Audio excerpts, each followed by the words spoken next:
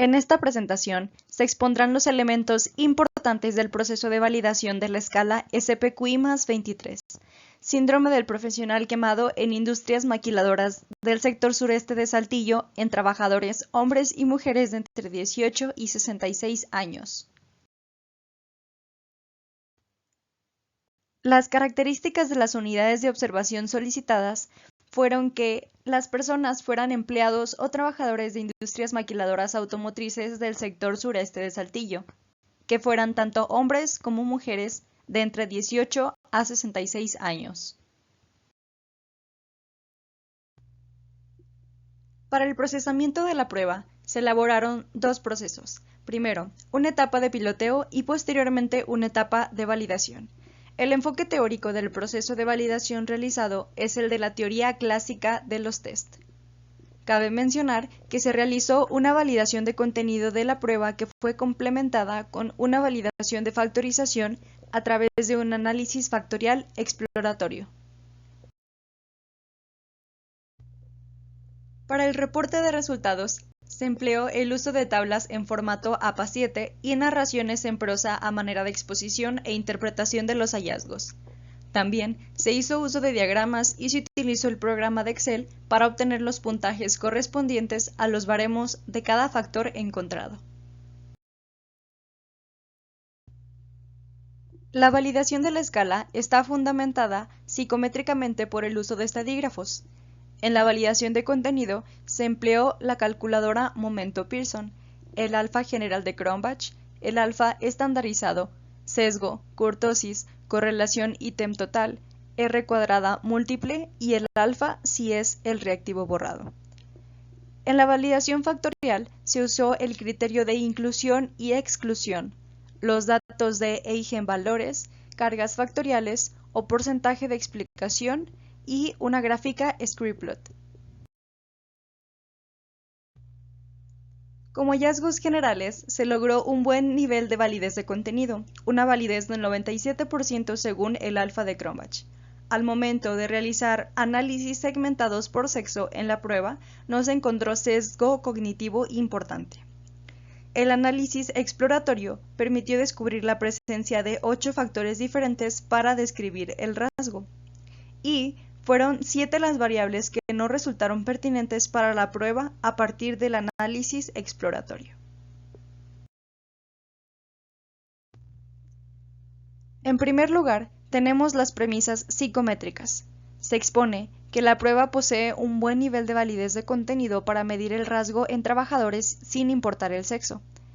La prueba favoreció ligeramente más a las mujeres que a los hombres, esto en base a los resultados que arrojó el sesgo en el análisis de cada sexo.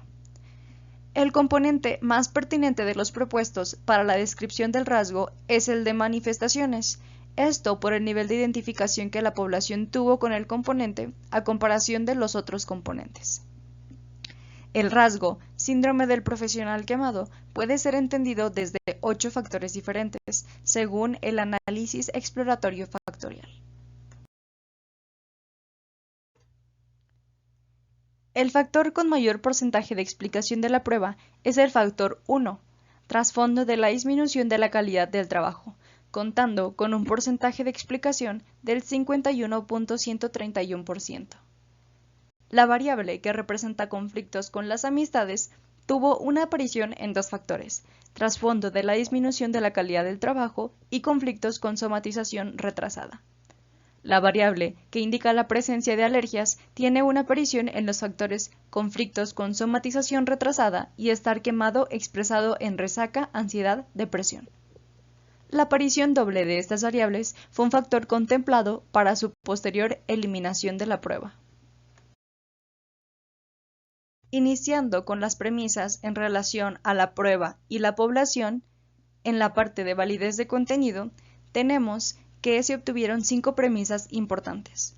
En primer lugar, la sintomatología del síndrome del profesional quemado tiene una gran similitud a un cuadro depresivo con algunos rasgos ansiosos.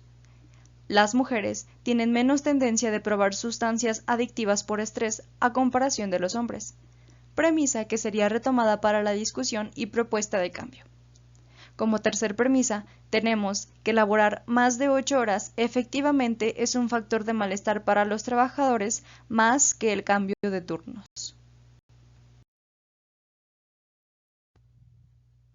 Como cuarta premisa, se establece que la consecuencia más recurrente de presentar el síndrome del profesional quemado es la disminución en la calidad del trabajo con sus respectivas características.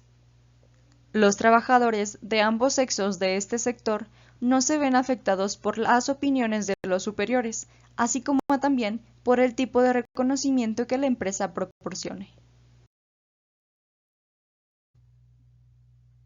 Como también se elaboró un análisis factorial exploratorio, se estableció a partir de ahí otro conjunto de premisas sobre la población. Las manifestaciones psicológicas de la salud e interpersonales en conjunto son reforzadores de las repercusiones del síndrome del profesional quemado en el área laboral. Esto por el patrón que se encontró al momento de hacer la interpretación de los factores. Se observó que el síndrome del profesional quemado se manifiesta como un cuadro de síntomas de resaca, ansiedad y depresión. A su vez, las necesidades básicas y laborales del trabajador cubiertas en su totalidad reducen el nivel de malestar por trabajar. La cuarta premisa es que el síndrome del profesional quemado se comporta más como una depresión que como algún tipo de ansiedad. La carga de estrés durante la jornada laboral es determinante para generar cansancio. Aislarse de los demás es la expresión más común de los efectos del estrés a la salud. El análisis factorial, por supuesto, hizo más fino los síntomas que se contemplaron como las manifestaciones más frecuentes del síndrome, desde el análisis por componente previamente elaborado. En penúltimo lugar, de estas premisas, se concluye que el resultado de la inestabilidad de los turnos de trabajo es un detonante de conflictos en casa.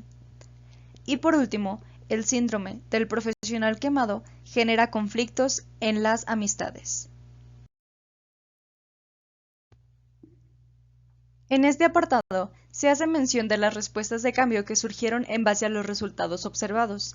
En primer lugar, se propone redefinir las categorías de ocupación de los respondientes y elegir una jerarquía de ocupaciones de interés. Esto porque al momento de filtrar los datos de ocupación de cada persona, salieron 24 opciones de respuestas diferentes. La mitad de los respondientes se ubicaron en la opción de respuestas otros, especificando una ocupación que no estaba dentro de las respuestas. Esto también sirve para que al momento de hacer análisis por ocupación no resulte tan complicado dicho proceso.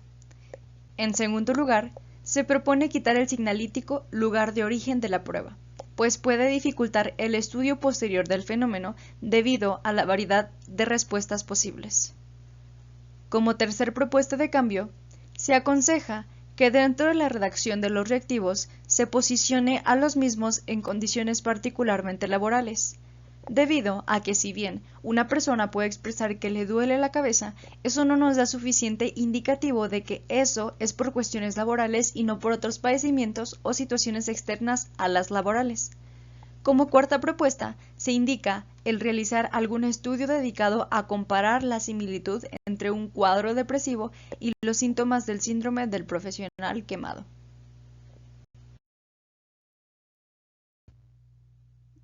Se recomienda también elaborar un análisis exploratorio para detectar el comportamiento existente entre las variables. Se aconseja darle mayor estudio a las variables por género e indagar a mayor profundidad si ser hombre o mujer resulta ser un factor de riesgo o un factor protector ante el síndrome. Finalmente, seguir desarrollando la prueba para que ésta se vuelva de índole predictivo, así como también que al momento de otorgar los resultados, identificar a la persona que está con presencia o ausencia del síndrome para estudiar su caso y contemplar sus testimonios como complementarias para la prueba.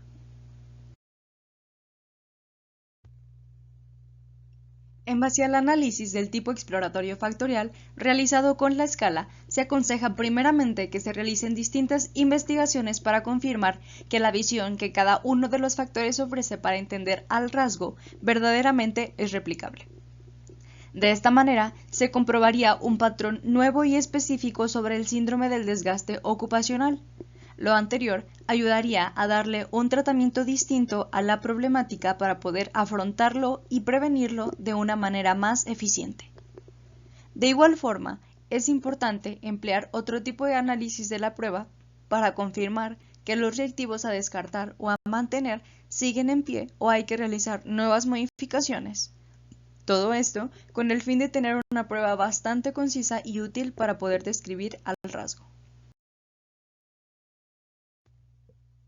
Como se planteó en los antecedentes del trabajo, uno de los grandes problemas ha sido la falta de establecimiento de rigidez y exigencia hacia las empresas para que éstas inviertan en sistemas, protocolos y cuerpos profesionales adecuados y eficientes para cuidar mentalmente de sus trabajadores. Ante esto, es necesario crear una ley que exija a las empresas procurar en su medida posible la integridad mental de sus empleados. Implicaría entonces que, si no hay un reporte respaldado por un profesional certificado de la salud mental de que sus empleados cumplen con un nivel de salud mental sano y funcional, la empresa será sancionada de manera inmediata o no podrá continuar con sus funciones. De la mano iría el que se conforme una organización encargada exclusivamente de realizar supervisiones periódicas de las empresas para cerciorarse de que las normas establecidas están siendo cubiertas, que los protocolos de cuidado de salud mental son los adecuados y que existe un conjunto de profesionales que atienden a los trabajadores. Como tercer propuesta, en beneficio a la población, está el abrir vacantes en las empresas para que se cuente con un cuerpo de psicólogos que le dé atención a las distintas necesidades mentales de los trabajadores. Que los trabajadores tengan acceso tanto para ellos como para sus familias en un servicio de atención mental cubierto por la empresa se transforma en una propuesta de cambio. También sería bastante útil que como parte de los requisitos para que una persona pueda tomar un puesto de mando, se evalúe su nivel de salud mental para tomar dicho puesto y posteriormente capacitarla psicológicamente para brindarle las herramientas básicas y que tenga un manejo adecuado de los trabajadores a cargo. A su vez, que los trabajadores o empleados tengan acceso tanto para ellos como para sus familias a un servicio de atención mental cubierto por la empresa. Como parte de las últimas propuestas de cambio para la población, se aconseja que las empresas tengan programados una semana mensual destinada a brigadas promotoras de salud mental, en la que se solicite a psicólogos que puedan brindar herramientas para el cuidado de la salud mental de cada uno de los empleados y trabajadores. Algunos ejemplos de talleres son técnicas para el afrontamiento del estrés y de inteligencia emocional. Todo esto para evitar en su medida el aumento de conflictos partiendo desde el ámbito laboral y promoviendo que no se extienda en los diferentes grupos sociales de la vida del empleado o empleada. Es importante también la actualización en protocolos de detección y manejo de situaciones de riesgo de la salud mental de los trabajadores, así como también para el manejo de otros padecimientos, conductas de riesgo o trastornos mentales, para darle un oportuno y exitoso seguimiento. Finalmente, pero no menos importante, el procurar siempre contemplar las necesidades del trabajador resulta muy básico, pero recordemos que un trabajador eficiente y productivo garantiza el crecimiento económico de la empresa. Dentro de esas necesidades se encuentra el mejorar el sistema de comunicaciones entre los empleados, mejorar el sistema de incentivos que se ofrecen y las jornadas laborales que se establecen.